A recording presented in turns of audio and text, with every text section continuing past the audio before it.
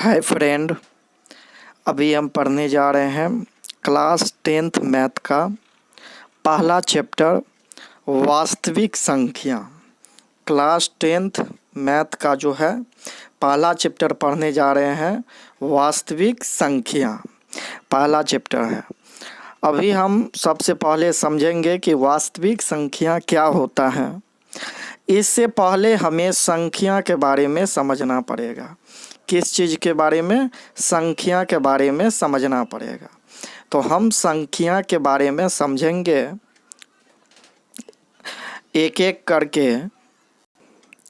अब हम देख रहे हैं वास्तविक संख्या यानी संख्या का कितना प्रकार होता है।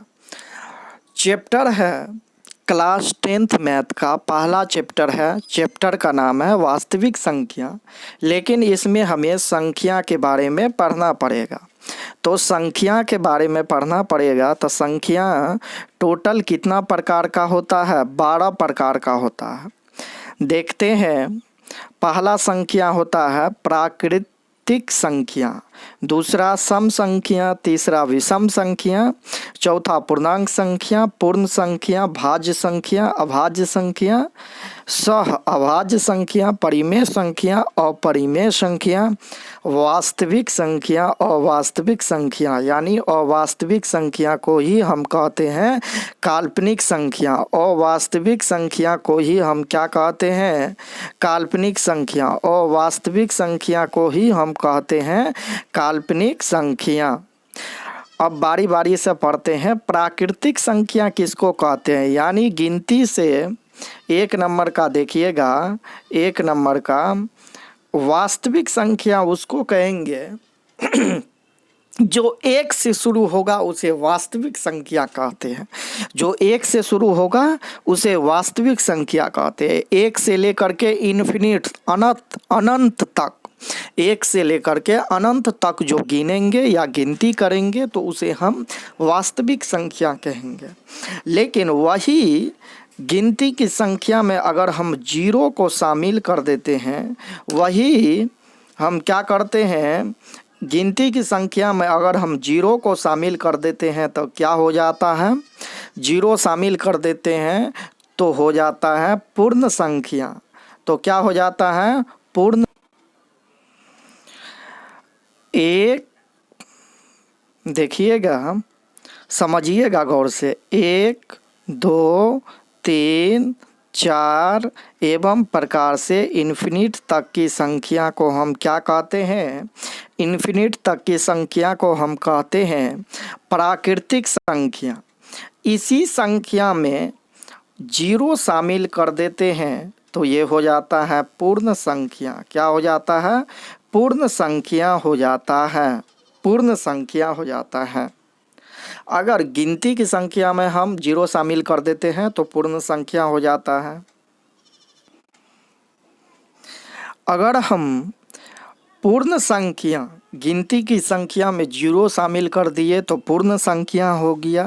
अब इसी में हम माइनस वाली संख्या ऐड कर देंगे तो क्या हो जाएगा? पूर्णांक संख्या हो जाएगा। इसी में हम माइनस वाली संख्या को ऐड कर देंगे तो क्या हो जाएगा?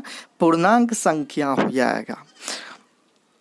अब अगला हम देखते हैं कि सम संख्या किसे कहते हैं।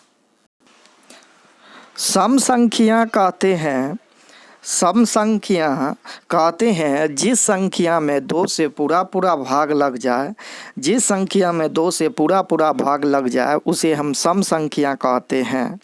उसे हम क्या कहते हैं? सम संख्या कहते हैं। उसे हम सम संख्या कहते हैं। पर सम संख्या को कैसे पहचानेंगे? जिसके लास्ट में 0 हो, जिसके लास्ट में 2 हो, जिसके लास्ट में 4 हो, जिसके लास्ट में 6 हो, जिसके लास्ट में 8 हो। ये सभी संख्या अगर अंत में लगा रहे तो वह संख्या क्या होता है? सम संख्या होता है। जिस संख्या के अंत में 0 2 4 6 8 हो तो वह संख्या सम संख्या होता है। अब हम अगला पढ़ने जा रहे हैं विषम संख्या।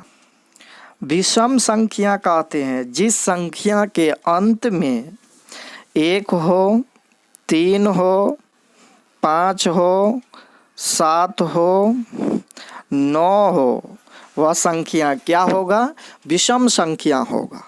यानी किसी भी संख्या में अगर 2 से पूरा पूरा भाग नहीं लगता है तो वह संख्या विषम संख्या हो जाता है। अगला हम पढ़ने जा रहे हैं भाज्य।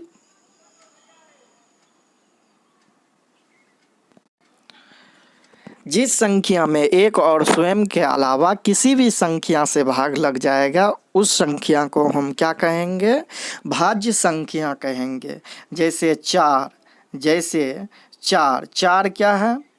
1 से भी इसमें भाग लग जाएगा और 4 से भी लग जाएगा। 4 में हम 4 से भाग देंगे कितना हो जाएगा? 4 में अगर हम 4 से भाग दे देंगे तो हो जाएगा 1। 4 में अगर हम भाग देते हैं 4 से तो कितना हो जाएगा? 1 हो जाएगा कट करके। इसका मतलब और 4 में 2 से भी भाग देते हैं तो 2 दूनी 4, 2 होता है। इसका मतलब 1 और 4 के अलावा भी संख्या है जिससे वह भाग लग जाता है। 1 और 4 के अलावा भी संख्या है जिससे वह भाग लग जाता है। तो 4 क्या है? अभाज्य संख्या समझिएगा। जिस संख्या में 1 और स्वयं के अलावा किसी भी संख्या से भाग नहीं लगे। जिस संख्या में 1 और स्वयं के अलावा 1 और वह संख्या खुद के अलावा किसी भी संख्या से भाग नहीं लगता है उस संख्या को हम अभाज्य संख्या कहेंगे। जैसे कि 2, 3, 5, 7, 2, 3, 5, 7, 11 क्या है? अभाज्य संख्या है। क्यों? क्योंकि 2 में 1 और 2 के अलावा किसी दूसरी संख्या से भाग नहीं लगेगा। 3 में क्या है? 3 में 1 और 3 के अलावा किसी दूसरी संख्या से भाग नहीं लगेगा। इसीलिए 2, 3, 5, 7, 11 क्या है? अभाज्य संख्या है। अभाज्य संख्या किसे कहते हैं? अभाज्य संख्या समझिएगा किसे कहते हैं? अभाज्य संख्या कहते हैं जिस भी दो संख्या का युग्म का HCF अगर 1 आएगा तो वह संख्या अभाज्य कहलाएगा। अभाज्य संख्या कहलाएगा जिस भी दो संख्या का युग्म अगर HCF 1 आएगा तो वह संख्या का क्या होगा? युग्म क्या कहलाएगा? अभाज्य संख्या कहलाएगा। अधिकतर इस केस में क्या होता है? एक सम संख्या रहता है तो दूसरा विषम संख्या होता है। तो इस कंडीशन में क्या होता है?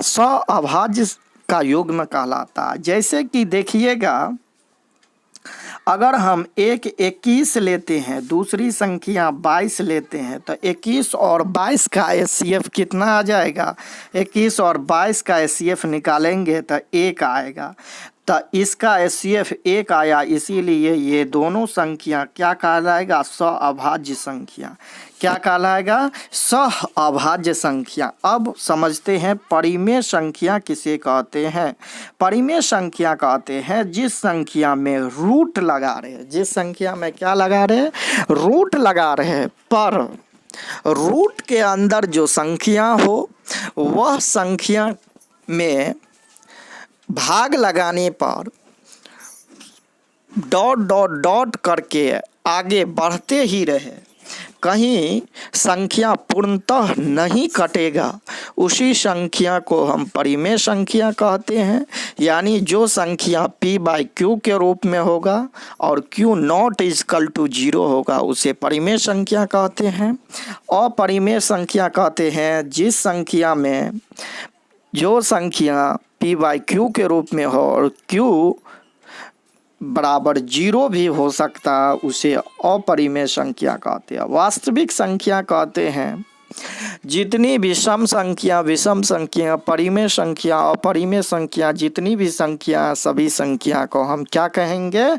वास्तविक संख्या। अवास्तविक संख्या कहते हैं अगर किसी भी संख्या को रूट के अंदर अगर निगेटिव, अगर किसी भी संख्या कोई भी संख्या, अगर कोई भी संख्या रूट के अंदर निगेटिव में हो तो वह संख्या क्या होता है? अवास्तविक संख्या यानी काल्पनिक संख्या कहलाता है। हम उम्मीद करते हैं कि आप लोग समझ गए होंगे, और अगर नहीं समझे होंगे तो कमेंट बॉक्स में लिख के ज़रूर भेजिएगा।